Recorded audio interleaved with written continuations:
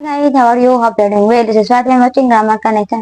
Guys, मैंने last video में इम्पेटिक with do does या डिड स्टार्ट किया था, वो पार्ट 1 था। आज उसका पार्ट 2 है गाइस, उसमें हम कुछ आगे सीखेंगे। तो guys let's begin.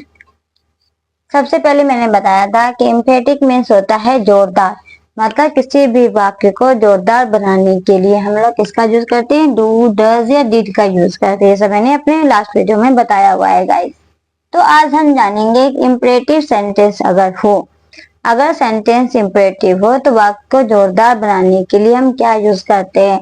Do plus verb, means verb से पहले तो डू डज डिड लगता है। ये बताया था कि मेन वर्ब से पहले ही लगता है ताकि वाक्य को जोरदार बनाया जा सके। तो वर्ब से पहले तो लगेगा, लेकिन क्या लगेगा? सिर्फ डू। डज या डिड का यूज हम लोग नहीं करेंगे। कब? जब इम्परेटिव सेंटेंस हो। इम्परेटिव सेंटेंस का जब हम लोग इम्पेटिक बनाते हैं तो किसका यूज करते हैं? डू का यूज करते हैं। सिर्फ डू, डू प्लस वर्ड, तो वह बन जाता है। डज या डिड का यूज नहीं करते, नॉट यूज। ओके गाइस, ध्यान रखेंगे। जैसे कम टुमारो, नॉन इम्फेटिक है, ये इधर है इम्फेटिक, जोरदार बनाया गया है वाक्य को डू का यूज करके। अब एक कम टुमारो, ये इम्परेटिव सेंटेंस है। अब तक तो आप लोग इम्परेटिव सेंटेंस समझ गए होंगे। तो यहाँ क्या बन गया? Do come tomorrow. सिर्फ डू लगा देंगे, जैसे सेंटेंस लिखा हुआ है वैसे ही हम लोग उतार देंगे। बस किसका ऐड कर देना है? इस डू का, ये मेन वर्ब है, इस वर्ब के आगे हम डू का यूज कर देंगे तो बन जाएगा इम्परेटिव किस सेंटेंस का? इम्परेटिव सेंटेंस का। ओके गाइस, फिर write me a letter soon. Write me a letter soon, यह भी इम्परेटिव सेंटेंस है। इसमें भी क्या लगा देंगे? डू, क्योंकि इम्परेटिव सेंटेंस में डू ही लगता है। तो do write me a letter soon. फिर है कम इन। कम इन तो क्या बनेगा? Do come in. क्लियर है? फिर है प्लीज हेल्प हर, तो क्या बनेगा? Please do help her. अब यहाँ पे आप बोलोगे इसमें तो था डू पहले था, लेकिन यहाँ पे पहले प्लीज है फिर डू है, क्योंकि मैंने कहा डू प्लस वर्ब, मतलब वर्ब से पहले डू लगता है। तो प्लीज हमारा वर्ब नहीं है गाइस, इसीलिए यहाँ हमारा मेन वर्ब है। यहाँ पे हेल्प, तो हेल्प से पहले डू लगाएंगे क्योंकि मेन वर्ब से पहले लगेगा डू, इम्परेटिव सेंटेंस को एम्फेटिक बनाने के लिए, जोरदार बनाने के लिए। तो पहले प्लीज को रहने देंगे जैसे है, उसके बाद हेल्प हर है, हेल्प से हमारा मेन वर्ब स्टार्ट है, तो हेल्प से पहले क्या लगा देंगे? डू। तो प्लीज डू हेल्प हर।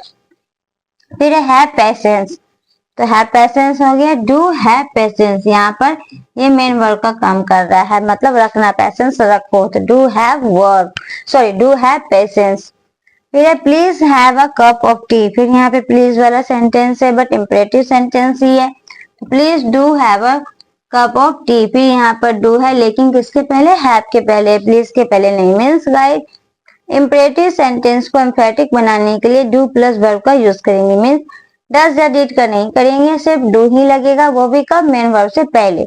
अगर प्लीज से रिलेटेड सेंटेंस हो तो प्लीज के बाद हम डू लगाएंगे, उसके बाद मेन वर्ब जो रहता है उसके बाद जो वर्ड रहेगा, जैसे सेंटेंस कंप्लीट हो जाएगा। तो ये था हमारा इम्परेटिव सेंटेंस का।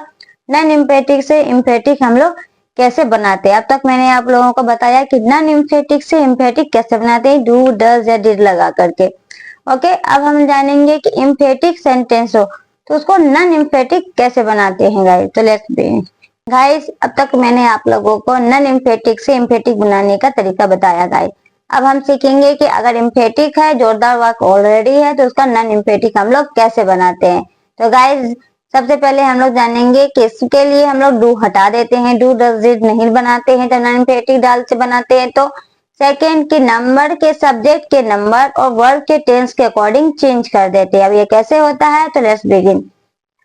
जैसे आई डू हेल्प यू, यहाँ पे डू लग गया, मीन्स ये इम्फेटिक सेंटेंस है, ये तो क्लियर हो गया, वर्ब से पहले डू लग गया। तो अब इसका नॉन इम्फेटिक बनाते हैं। तो I do help you, do does किस में जाता है? वर्ब के साथ डू है। डू हमारा प्रेजेंट इंडिफिनिट, मतलब सिंपल प्रेजेंट टेंस का है, मीन्स ये सेंटेंस हमारा सिंपल प्रेजेंट टेंस है। क्लियर हो गया? आई के साथ डू या डज में क्या लगता है?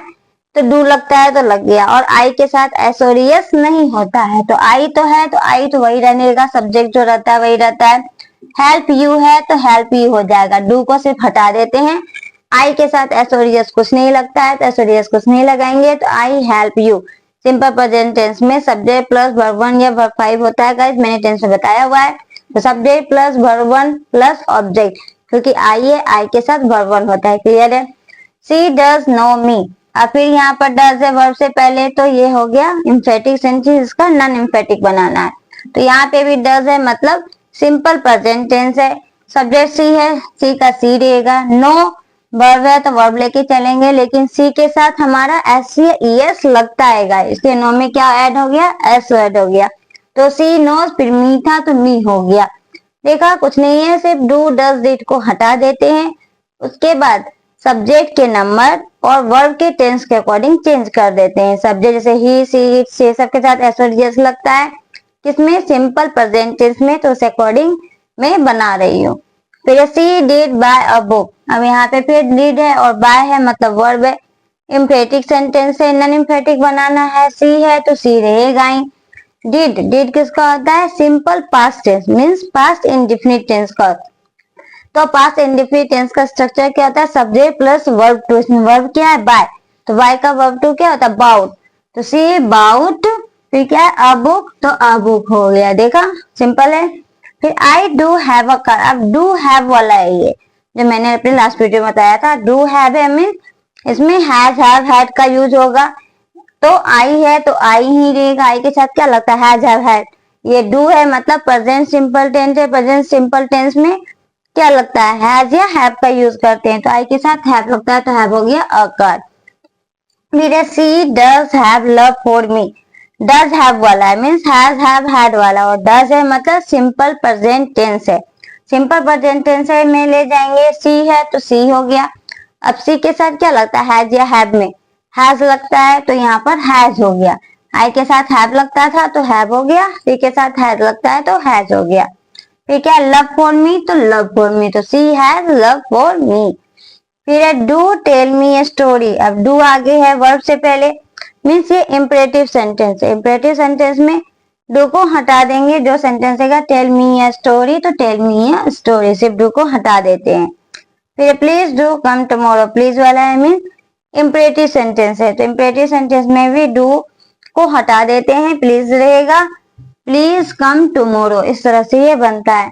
तो इम्फेटिक से नॉन इम्फेटिक बनाने में कुछ नहीं करेंगे, सिर्फ डू डज डिड तो पहले हट जाता है। उसके बाद सब्जेक्ट के नंबर और वर्ब के टेंस के अनुसार ये चेंज हो जाता है। पहले हम देखेंगे कि यह कौन सा टेंस है, फिर उस टेंस का स्ट्रक्चर क्या होता है, उस स्ट्रक्चर पे हम लोग बैठा देंगे। फिर यहाँ पे भी हैव वाला में वही है, कौन सा टेंस है। टेंस अगर सिंपल प्रेजेंट टेंस है तो उसमें हैज हैव लगता है, तो उस अकॉर्डिंग जो नंबर रहेगा, जैसे नंबर आई था तो आई क्या हो गया? आई के साथ हैव लगता है, हैव लगा दिया। यहाँ सी था, सी के साथ हैज लगता है तो हैज लगा दिया, किसमें?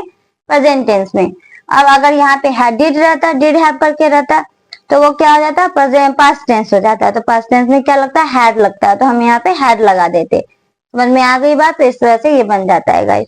तो आज मैंने आप लोगों को कुछ और बातें बताई इम्पेटिक विद डू डज डिड से। अपने नेक्स्ट वीडियो में आप लोगों को कुछ एग्जांपल सॉल्व करके बताऊंगी। आई होप आपको आज का वीडियो अच्छा लगा, और चलो वीडियो को लाइक करें, शेयर करें, चैनल को सब्सक्राइब करें।